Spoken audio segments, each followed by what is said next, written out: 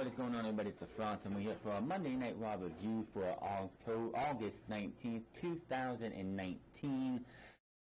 I wanted to start off this show about the King of the Ring, Sasha Banks, The Fiend, attacking King Lawler. But in the main event tonight, we had the OCs, Gallows and Anderson, versus Seth Rollins and Braun Strowman. Hooking yourself all the way back to WrestleMania 23. Who was the WWE Champion going into that show? It was John Cena. His opponent, HBK. What did those two do right before, a couple weeks before that show? They won the World Tag Team Championships. Of course, before that, it was DX, which was, of course, Shawn Michaels and Triple H versus Rated RKO, at, I believe, New Year's Revolution, in which DX was supposed to win the tag team titles, but of course Triple H tore his other quad, the one that was not repaired, and they rebooked the finish on the fly, had a DQ, and that was that. Eventually Cena won the titles with HBK, and then they had their match at WrestleMania while being the tag team champions. Why is this all relevant, you may ask? Well, in the main event tonight, Gallows and Anderson drop the tag team titles to the Universal Champion, which is Seth Rollins and Braun Strowman. So Seth Rollins is a double champion, and again, a tag team champion for the millionth time in his career. And Braun Strowman is a two-time tag team champion, this time holding the titles with a legit tag team partner. Are they going down this same route, though, with Seth Rollins and Braun Strowman that they did with John Cena and HBK? No, we're not going to get that 15-minute classic on Monday Night Raw we got between John Cena and HBK, either on the road to WrestleMania or after WrestleMania, which that match, if you haven't seen it, was just fucking amazing. But are we going down this where we're going to have these two be tag team champions going into Clash of Champions, holding in Seth Rollins doing double duty as they will defend the tag team titles, and then they would have they would have to wrestle each other twice, because it looks like we're going down the road where Seth Rollins and Braun Strowman are going to be facing off against each other for the Universal Championship. Or will it be let me think here. I can't think of who it was, but there was a tag team, I believe, that was also in this situation too, that led to the two guys end up having a match against each other, in which one of them was a WWE champion or a different type of champion, and them losing the tag team titles led to a title match. Actually, I know what it was. It was MVP and Matt Hardy. It was not for the WWE title. I believe it was for the United States Championship. They were the odd couple tag team. They won the tag team titles. They were always at each other's throats. MVP, who was the United States champion at the time, when they lost the tag team titles, Matt Hardy was completely injured. MVP wanted their rematch right then, right there. Of course, they lost, and then of course he attacked Matt Hardy, and those two continued to feud over the United States Championship. If I got my history right there. Are we going HBK Cena or Matt Hardy MVP, where these two are going to lose the tag team titles in the next 3 weeks because of this, and Seth Rollins turns heel on Braun Strowman, and we get Seth Rollins versus Braun Strowman at SummerSlam, at Clash of Champions.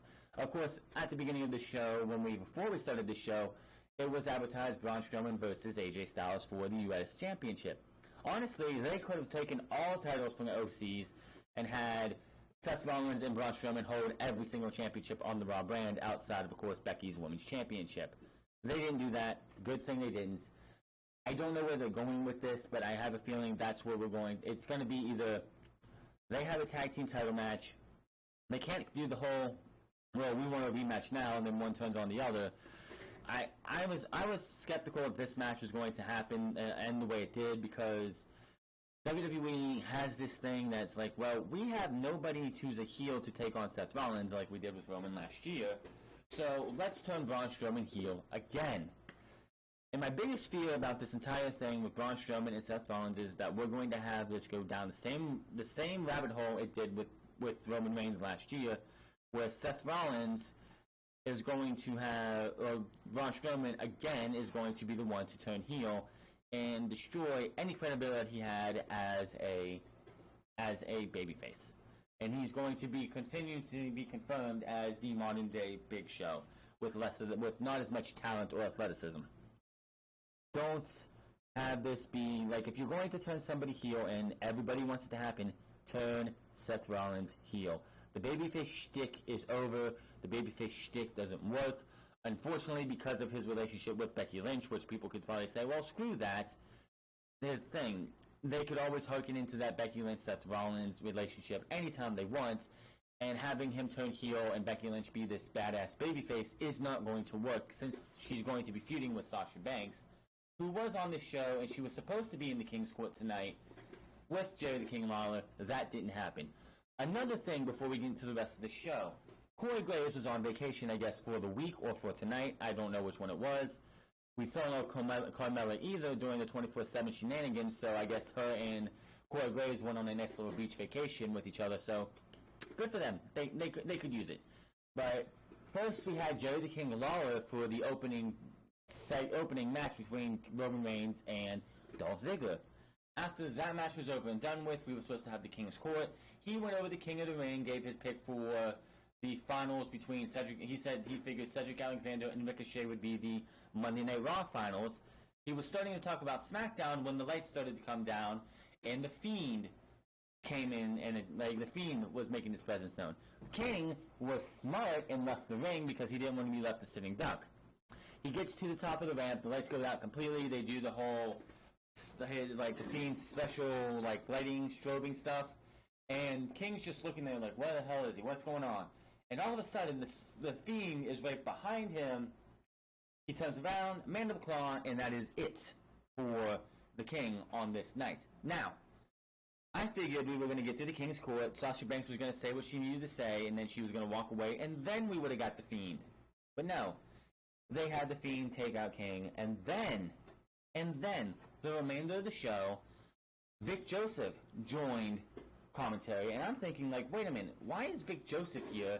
Because Vic Joseph is a play-by-play man just like Michael Cole.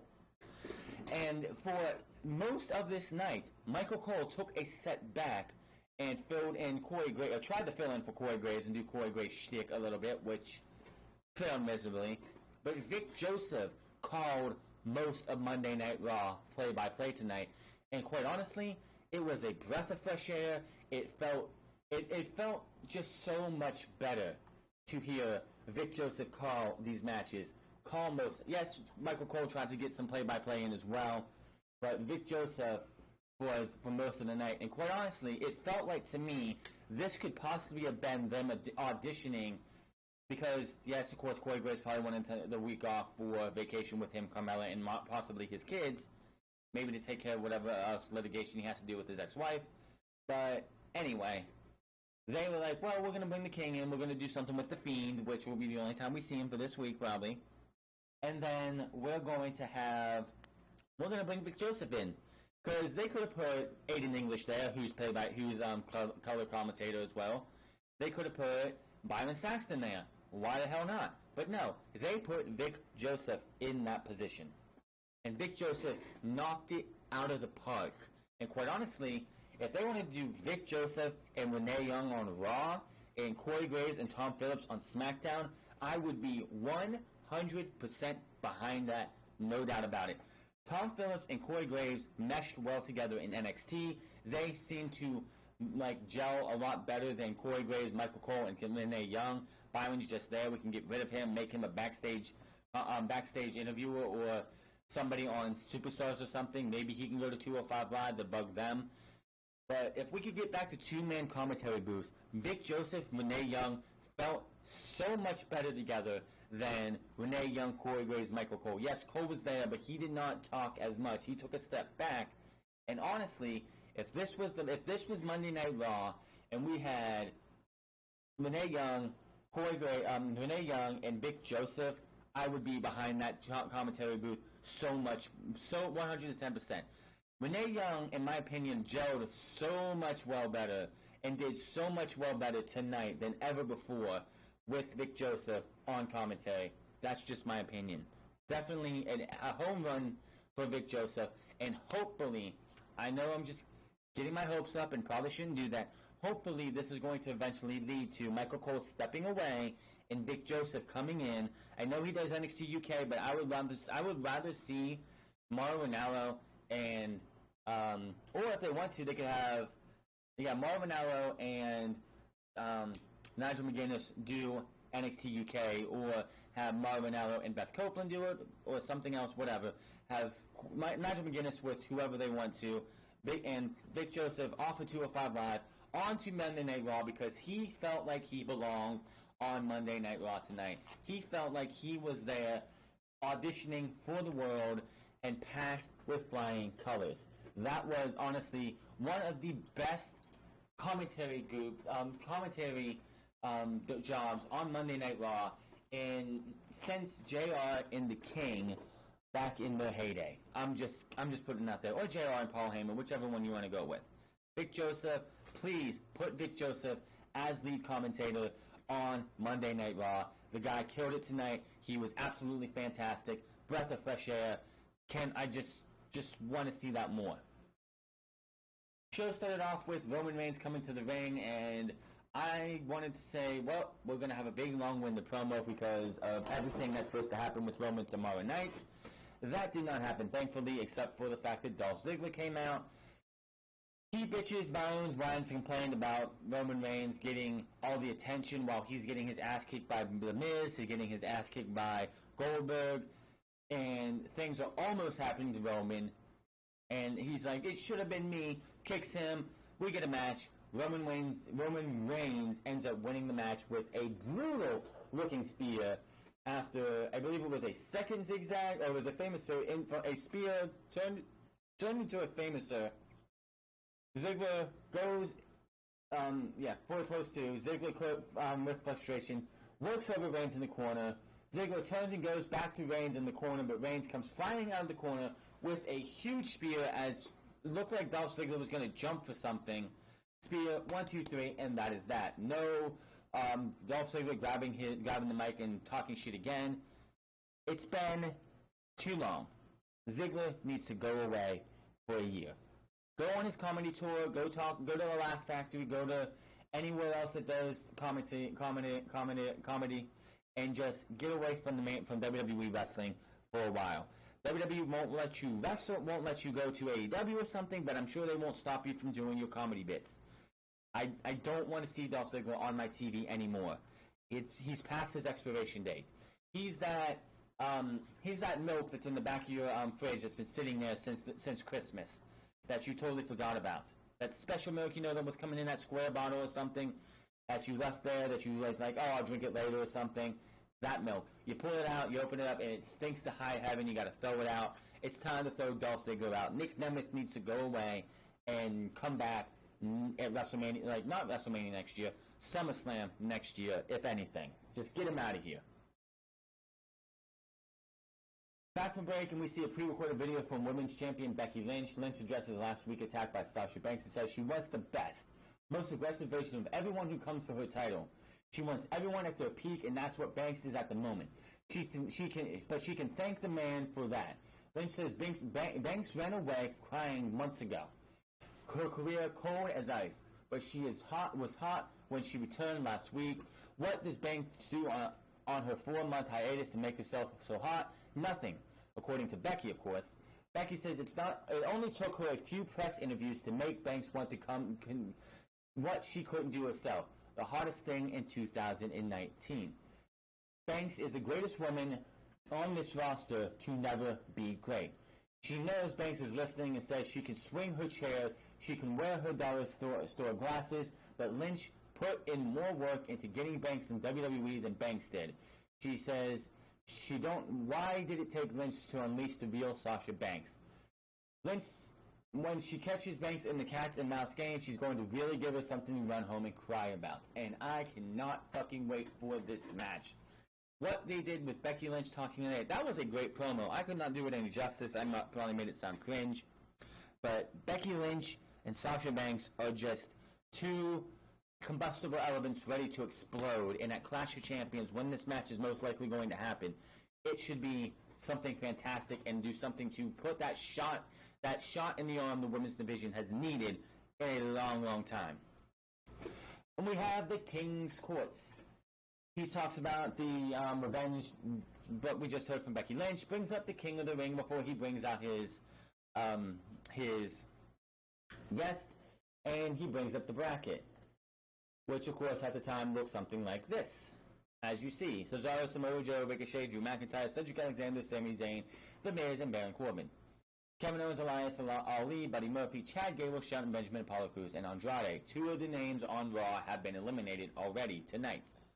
He said, he pretty much said that what I expect from Monday Night Raw is that it's going to be Cedric Alexander versus Ricochet in the finals of Monday Night Raw. And honestly, that would be a fantastic match. Fantastic finals. He's getting ready to talk about SmackDown Live when, of course, the lights go down. You start shutting down. He's like, oh, I've heard this before. I'm getting out of here. He gets out, gets to the top of the ramp. You see the Fiend come up, and next thing you know, Mandible Claw, and he is out of there. That is the last we see for King. He gets evaluated by doctors, and he gets sent to a local medical facility. And Monday Night Raw took an upward climb with a Vic Joseph on Monday Night Raw. In my opinion, again, as I've already stated, Vic Joseph should be Monday Night Raw bound for the rest of eternity until he gets to Michael Cole's age and is done. Vic Joseph for Monday Night Raw, please. So we have, of course, Cesaro and Samoa Joe tonight, as well as Sami Zayn versus Cedric Alexander. So what are we going to do with the other 4 men in the King of the Ring for Monday Night Raw? We're going to put them in a tag team match. Ricochet and The Miz versus Drew McIntyre and Baron Corbin. The only way these 2 men, one of these 2 men could make it to, the only way Baron Corbin could face Drew McIntyre, or Ricochet, or Miz could face Ricochet or Drew McIntyre, is that they have to make it to the Raw Finals. But I expect the same thing on SmackDown Live for Ali, Buddy Murphy, and Ali, Buddy Murphy, and who else was it? Ali, Buddy Murphy, Chad Gable, and Shelton Benjamin. So we're going to probably have Chad Gable. Oh, I'm sorry. No, we can't have that tomorrow because Daniel Bryan's facing Buddy Murphy. So I don't know what they're doing tomorrow. Maybe they'll have a triple threat match. Who knows? Nothing. I don't have to say that. It looks like Baron Corbin lost his job at his part-time job at Chili's. Because he's coming out wearing a tank top now. He took off his jacket, off his, custom-made Chili's attire. So that's the costume change there for Baron Corbin. The dress shirt probably wasn't fun to wrestle in my opinion. I'm pretty sure that was not. I hate wearing dress shirts. Just moving my arms around like left and right, up and down with them on sucks. So I can't even imagine having to wrestle a match in those dress shirts. Ricochet ends up picking the win by hitting the recoil on Baron Corbin after Miz pulls him out of the ropes as Baron Corbin was charging him. 1, 2, 3, and they are your winners. We got a huge Corbin sucks chance in this match over and over. Honestly, my biggest fear is that Baron Corbin winning the King of the Ring just got a little bit more worse because Baron Corbin took the pinfall. In my opinion, I think Baron Corbin will beat The Miz next week and then probably make it into the finals by Clash of Champions and win the whole thing. Just to anger all of us. Let's see here. Well, we welcome in Booker T from live via Skype, who talks about King of the Ring and, of course, the Fiend being attacked. Something we really didn't need to hear. There was no reason to have Booker T in this segment whatsoever. So, not much there to talk about. United States Championship Braun Strowman versus AJ Styles. This one was pretty much Braun Strowman beating the living hell out of AJ Styles, and the OC is getting involved as much as they could without, getting a disqualification until it was warranted for a disqualification. After the DQ, they beat down on Braun Strowman for a good while. Fans boo. They launched Braun Strowman shoulder first into the ring post, another kick to the face, and another launch into the ring post. Out comes Seth Rollins, which, by the way, there was news that came out that there was a rhetoric in WWE now that you, even if you have a massive injury, like Seth Rollins in the main event came out with taped ribs from his beatdown 2 weeks ago by Brock Lesnar in the match at SummerSlam. He ran down like nothing was wrong with him. What the fuck is wrong with Vince McMahon? So basically, when we sit there and we criticize somebody for not selling an injury, it's not their fault, it's Vince McMahon's fault because he doesn't want anyone to look weak. Oh, I don't care. You got beat down last week. Don't care. Go out and do your entrance the way it should be done. I don't want to see weakness out of you whatsoever. That's Vince McMahon's mentality right there. And that's so fucking stupid. There is no reason that Seth Rollins should have been able to come in here and clear Gallows and Anderson out, especially with taped and injured ribs. Give me a break. That's just so stupid. They cleared the ring. He clears the ring. That was that. He goes over to Strowman and says, "We're even now." You can barely hear, but he says, "We're even now." They shake hands, and that was that. Seth Rollins catches up to Braun Strowman after we come back from commercial break. Rollins says they've had each other's back for the last 2 weeks, but he's not stupid. He knows what's happened out there, and says, "I know where this is going." If it was up to him, Braun would be his next challenger, and says he is respectful of Strowman, but first they have to take care of business with the OCs that they need to handle. He proposes that they challenge Luke Gallows and Carl Anderson tonight for the Raw Tag Team titles, and fans in the arena, of course, are going to pop for this because they are sheep. And he grunts and nods. Rollins heads off and wants to get the match approved, and says he'll let Braun know later. So this is WWE's dilemma. Of all the tag teams, the tag team titles, we have Raw and SmackDown. We have the Viking Raiders, who were not on Raw this week, which is fine. We have the Usos, who are in trouble right now because of Jimmy's stupidity. We have the Revival. We have the New Day. We have the OCs. We have Heavy Machinery. We have the B Team, I guess. And am I missing a team? The Revival. And out of all those 8 tag teams right there, the WWE uses the OCs, the Revival, and the New Day. And that is it. Anyone else feeling the problem right there? Like later on in the show, we have the Revival versus the New Day. Again, minus Randy Orton and Kofi Kingston. The match that was supposed to be a tag team match at SmackDown last week. Is WWE not... Like, this is how bad WWE thinks about tag teams. And this is one of my biggest fears coming into what's supposed to be... Which, by the way, we're having this talk of NXT debuting on USA Network on September 18th. There was no announcement on Monday Night Raw about USA Network getting NXT, so I still don't know what's going on there.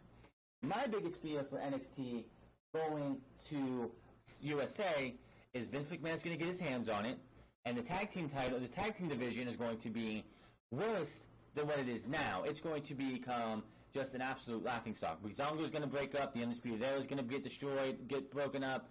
The Street Profits are going to be broken up, which, by the way, they spoiled the Street Profits losing the tag team titles to the Undisputed Era, to somebody at the last set of NXT tables because the Street Profits showed up on Monday Night Raw with no straps around their waist, even though that title match, whoever it's against, does not happen until the tapings, which have not gone into circulation yet.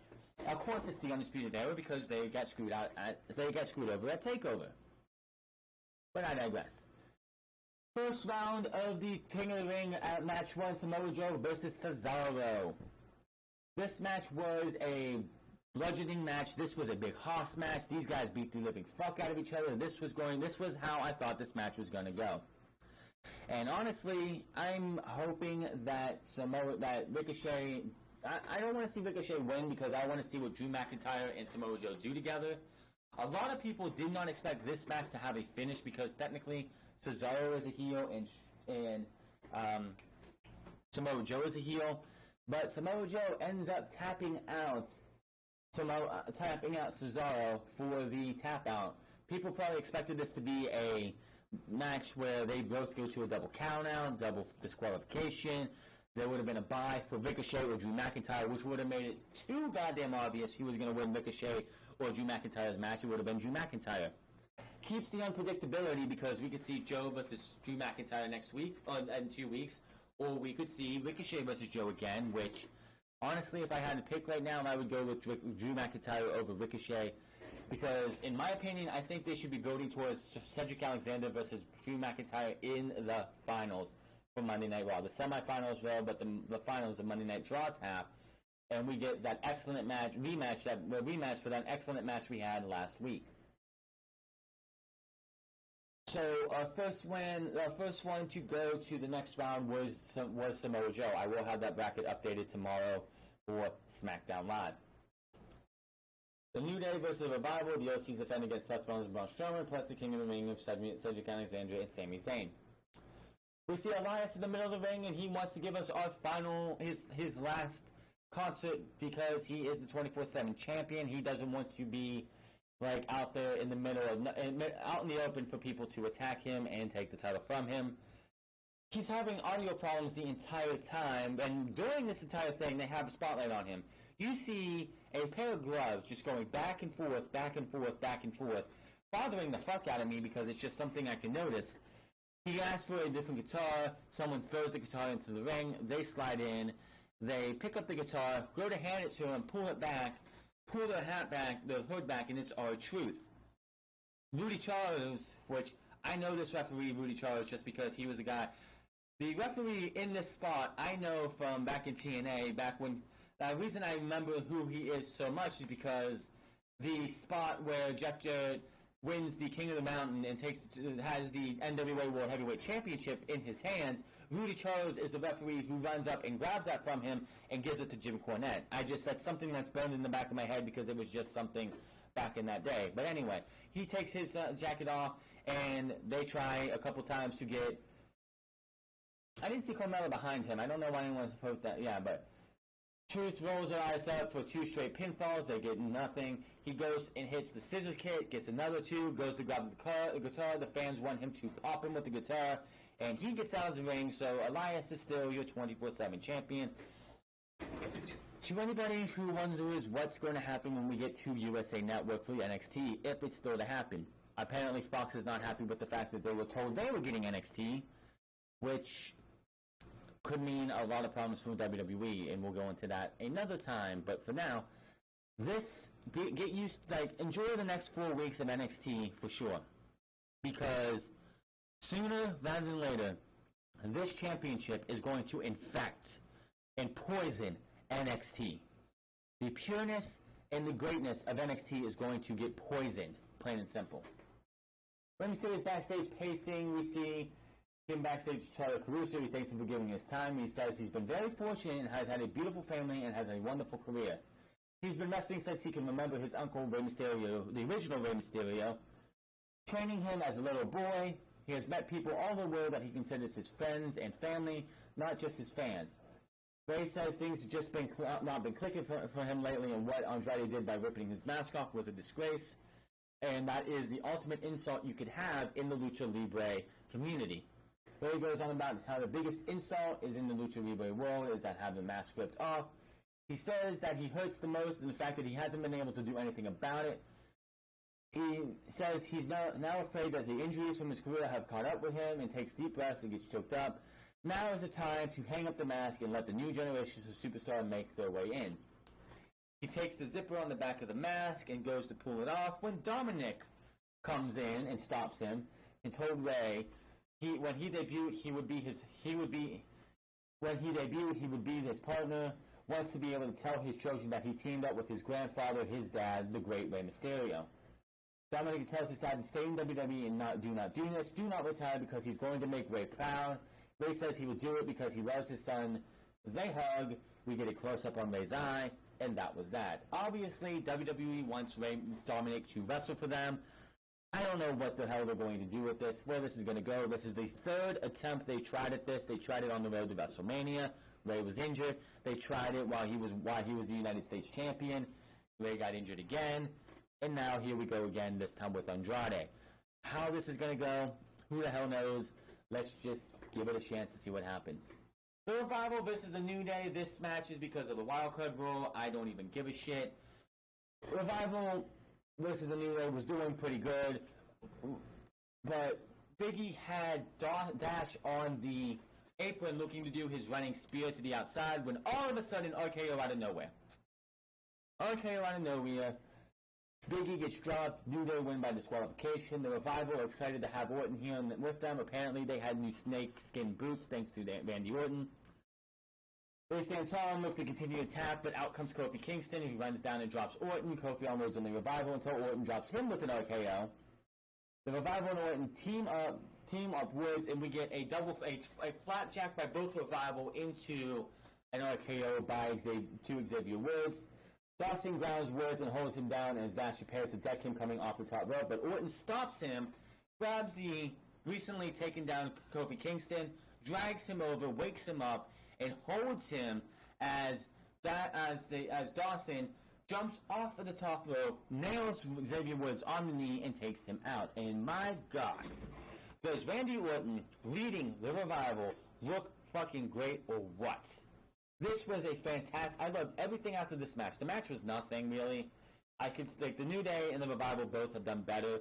But the post-match, the RKO out of nowhere was awesome.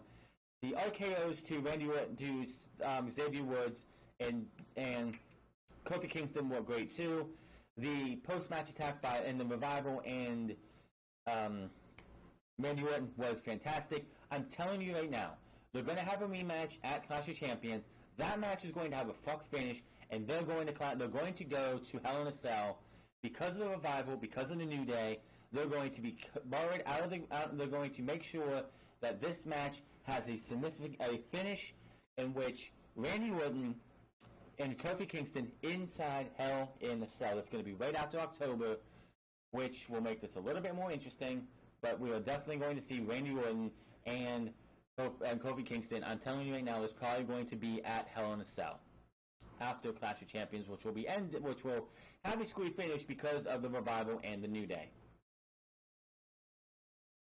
We go to the announce table, and he's joined by Sasha Banks, who is backstage. Cole says this is an open forum and asks she wants to explain her actions from last week, the returning the tag finale and the women's champion Becky Lynch. Banks says this has been crazy and an emotional week for her. She wants to explain from the beginning if Cole doesn't mind. Banks says last week she looked in the mirror and told herself to lose the color and says, "Look at this new hair, man. Look at this. It's awesome." It's been all over social media how she's back with new hair and she's hot. Says it's now time to show up, show out, looks good, and feels even better.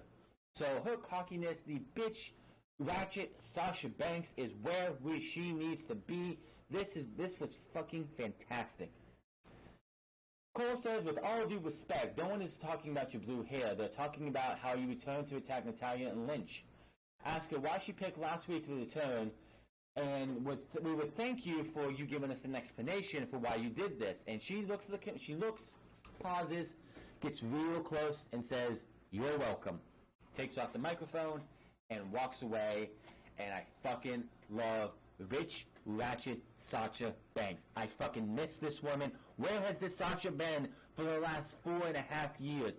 This Sasha Banks has been needed on Monday Night Raw. This Sasha Banks has been needed since Charlotte went to SmackDown Live 2 years ago.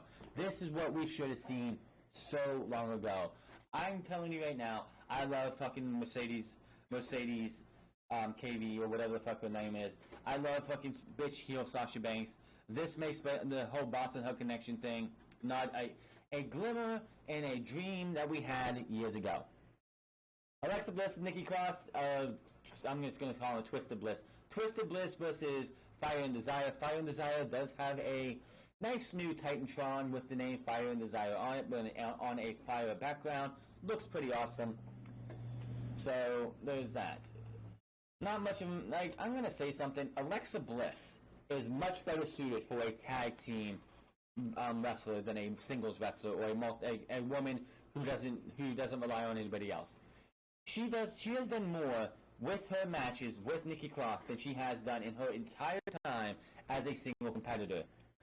I know it's going to lead to Alexa Bliss turning on Nikki Cross and these two having a nice little feud for whatever reason, probably at Hell in a Cell. But honestly, I don't want to see these two break up whatsoever. Alexa Bliss and Nikki Cross beat Fire and Desire due to the Purge, the swinging neckbreaker, which is known as the Purge down in NXT, by Nikki Cross on Sonya Deville. That is that.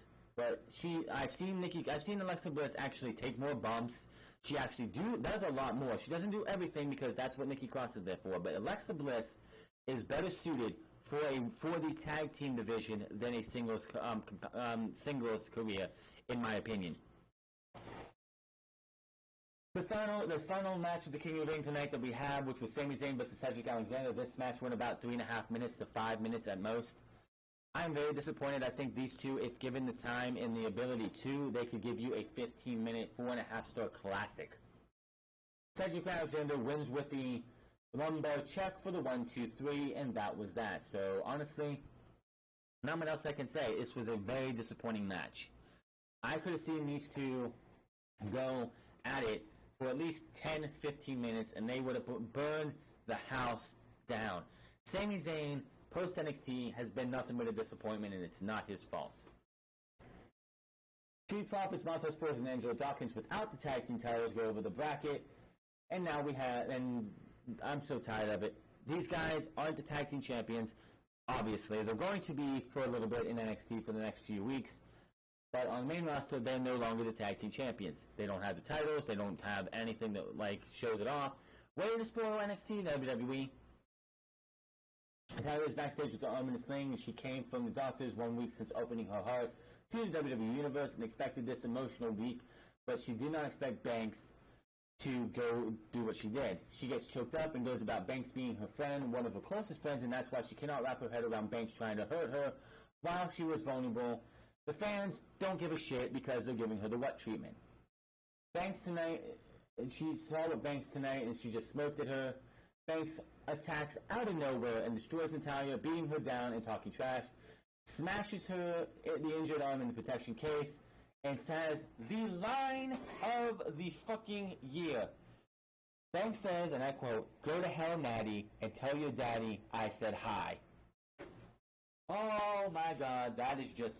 Oh my god, I'm just loving this Sasha Banks. She will be on this overlay eventually again. I gotta wait until they got the blue hair one right.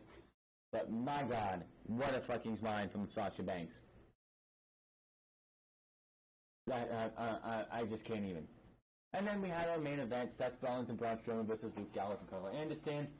Hell of a match here for these guys. Gallows and Anderson take Braun Strowman out during the beginning of the match, halfway through the match. Seth Rollins on his own. It's 2-on-1 for a bit. Braun Strowman comes back, lays out Carl Anderson, lays out AJ Styles, lays out Luke Gallows, goes in, tags in, eventually with a power slam to Anderson. AJ tries to run in, but with Seth Rollins with the stomp. 1, 2, 3. Strowman and Seth Rollins are your tag team champions. After the match, they get the titles. They celebrate in the ring. Up to the ramp we go. Lower third. Everyone knows the lower third. If something's happening on the ramp or somewhere, that lower third being there could mean something. Well, they celebrate a little bit. Braun Strowman grabs Seth Rollins' arms. They raise their titles. And before the show goes off the air, Braun Strowman still holds on to the Universal Championship that is in Seth Rollins' hand right there. And they're teasing it. I don't know where we're going with this and how it's going to work. But by the time Clash of Champions goes around, Seth Rollins and Braun Strowman will be facing off. If Seth Rollins is the one to turn heel and we go the Matt Hardy MVP route, where Braun Strowman has some kind of minor injury and Seth Rollins attacks him after the match, that'll be fine because that'll lead to that match and Seth Rollins will be the heel he needs to be. The biggest problem with them trying to turn Seth Rollins heel is because of his girlfriend Becky Lynch, the badass man that nobody will want to boo. Now, before Monday Night Raw went on the air tonight, it was reported by Wrestling Observer Newsletter, WrestlingInc.com, and all the other dirt sheets out there that NXT will be moving to USA Network coming soon. WrestleVote said something about it too. And there was no announcement, no talk of it, no nothing. So, I don't know if something's changed, if Fox contacted WWE and was like, you can't do that deal because you promised NXT to us. I have no idea. I hope to have information either tomorrow or on Sunday for Unscripted. I have no idea. But that was your Monday Night Raw review for August 19th, 2019. We are on our way to Clash of Champions. The King of the Ring is well underway. Samoa Joe and Cedric Alexander both advanced. And I am looking forward to see what we get with Elias and, well, not really, but Elias and Kevin Owens and Andrade and Apollo Crews. I'm picking Elias thanks to Shane McMahon, and Andrade is going to make quick work of Apollo Crews. But until then, hit that subscribe button, comment down below, like or dislike this video. Find me on Twitter and twitch.tv/thefranceclub. And I'll see you guys later. Have a good one.